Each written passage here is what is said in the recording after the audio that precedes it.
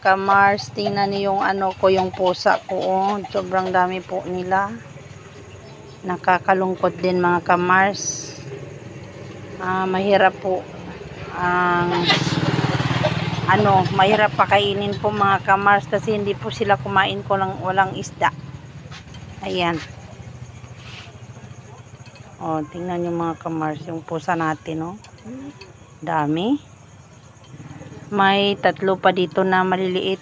Hindi pa po sila pwede magkain. Mayroon pa ganito. Ewan ko na kung saan na yun.